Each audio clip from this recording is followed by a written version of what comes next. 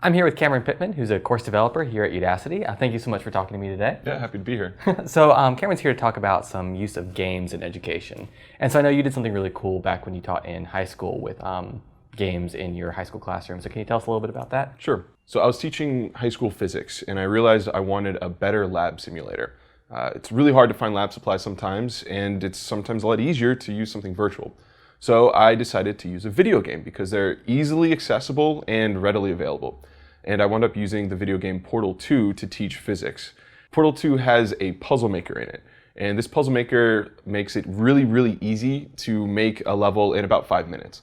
It really is so simple that even somebody who has never even really used a computer before can figure it out. All you need to use is click and drag and maybe 1 or 2 clicks, and you actually have a full-blown level. And because the game is essentially a physics puzzle game, the game itself follows the laws of physics.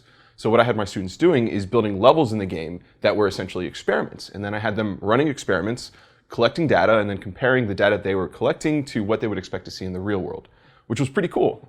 It was pretty wild. We wound up doing about, I think, 10 labs in the class. We did everything from simple momentum and motion to kinetic energy, potential energy. We even did some thermodynamics in the game, which is pretty wild because the laws of physics hold up that well that essentially we could throw a bunch of objects bouncing off each other into a level, and it kind of sort of followed the laws of thermodynamics, which is amazing.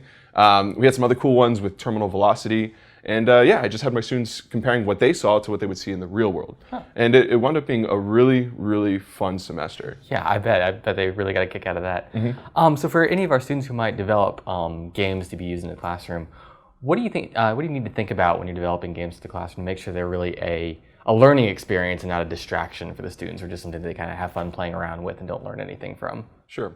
Well, it's important to remember that games are a means to an end and just one tool amongst many that teachers have at their disposal. So I think the idea here is just simply make sure that the game, like the fun mechanics of the game, are teaching what you want students to learn. So I kind of saw using Portal as a way to engage students, because immediately you're using a video game, which is something new and different that students aren't familiar with normally in a classroom, but they love outside of the classroom. So I had their attention. And that's like half the battle in a physics class. So I was really happy about that. And then the other thing that I was really happy about is that the actual mechanics of the game reflected exactly what I wanted students to be learning at that time. So, you know, there are a number of ways that you can make an educational game just awful. For instance, you could create, like, let's say a fighting game, like a beat 'em up game, but instead of like getting a new life at the end of the level, you have to solve some math problems, and then you get a new life. Like, that's silly. That's dumb. That's just a big distraction. What you would want to do instead is create a game maybe like Dragon Box. Have you ever heard of that one? I have not, no. Oh, it's awesome. It's an algebra game. And it's essentially, it looks like a card game, but it follows the laws of algebra. You have to put cards in certain places, and what you're really doing there is having fun with fractions and cross-multiplying, and it's actually a ton of fun. And it's not a distraction whatsoever because the actual fun game mechanic is teaching algebra. Huh. Yeah. Very interesting. Mm-hmm. Now, the one thing that I feel it's worth noting, though, is that there are those in the education community, which, in just a full disclosure, I'm one of them, that are often dubious about the use of games in education, mostly because many of us think that it's really important to make the material appealing in and of itself, that if we have to put a game on it, we've kind of already fought a losing battle. And now when they move on to a class that doesn't use games, they're just going to tune out because I'm used to learning being very engaging and fun because there was a game attached to it, and now I don't learn in the real world.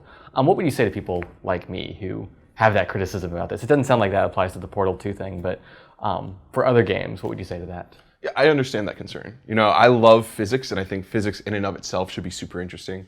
Same thing with basically all science or engineering and tech.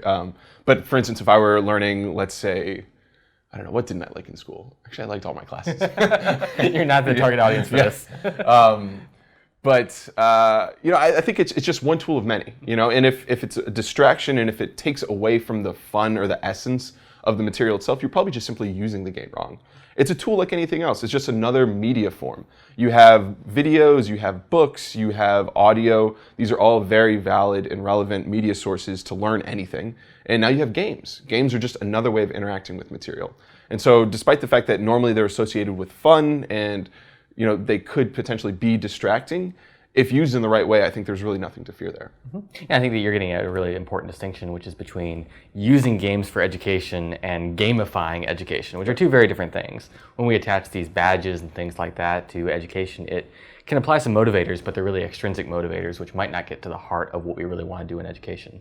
So, do you have any final thoughts for our students who might be looking at doing a game for their class project here?